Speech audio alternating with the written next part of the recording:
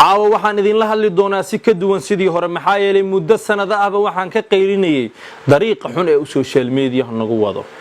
ha yeeshee markaas waxaan arkayay gabdho muuqaaladooda soo duubaya iyagoo qaybo jirkooda uu qaawan yahay isla markaasna muusig ku jaasaya caawa waxaan wadaa midii hore ee qarso oran doonta maxay tahay ma garanaysaa TikTok maanta muuqaal aan ka daawaday wallahi wuxuu igu abuuray fajiciso waxaan u baqanayaa mustaqbalka jiilkeena iyo waliba kuwa maanta jooga meesha ay ku socdaan foolxumadeeda wiil iyo gabar muuqaal duubay oo TikTok soo dhigay midba midka kale ayuu ku soo dhaqaaqaya kameradii oo socota isla markaasna dadka hortooda indhahooda ayay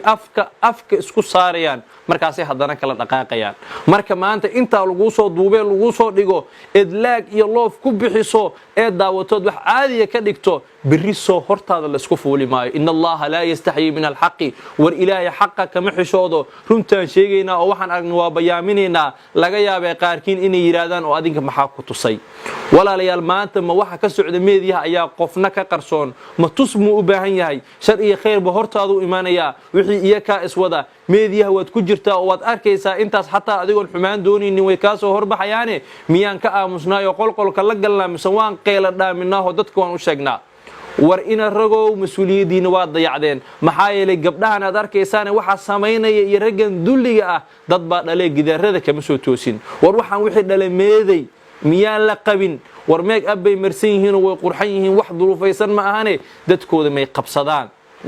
maxaa yani dhalid ah kuwii la qabay baa qaab daradan dhinac ka wada waxaad isweydiinaysaa kuwan la qabay waxaan sameynay aaway ragoodii wallahi wayba la socdaan qaarkood waa la soo kaxaystayaal rag ma ahan waa kuwa liita ninka naagtiisa intuu soo raaca kamerada horteeda la soo istaago fool xumadaas iyadoo sameynaysa gadaal kaga jaasaya yaa rasuulullah war dadka way hoogeen way halaagsameen war miyaan ilaahay laga cabsanaynin kuwa ku aamusan ee arkayo waxaad ogaataan ilaahay subhanahu wa ta'ala wuxuu leeyahay innal ladina yuhibbuna an tashi'a al fahishatu fil ladina amanu lahum 'adab أليم في الدنيا والآخرة كو جعل إني فاحشة iyo xumaantu ku faafto dadka ilaahay rumeey dhaxdooda inay ku faafto kuwa jecelo ogaada waxa leedihiin cadaab aliim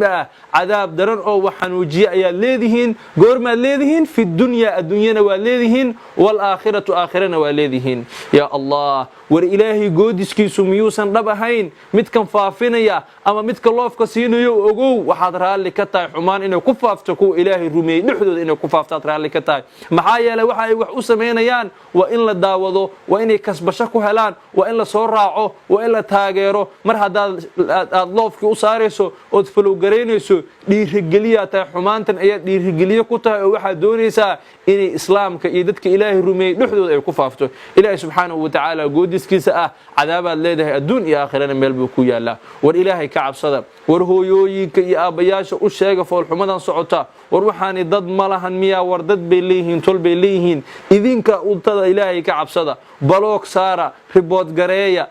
yani dhaliila عمبارية وحلا واحد كري كرتان وتكزولي كرتان كسمية هذيك والله أمة صوماليات وبقول كي وبقول مسلم أهاجرتي أيام بري أهاجر نبات كذا عيسى محيا للسدني وحمان سدني طريقني وينك سنابك الله حنيسا يا ربي إلهي يوهن وقفنين أضومدن هلابي دحدودا يا ربي اللهم لا تحسبنا بما فعل السفهاء يا رب العالمين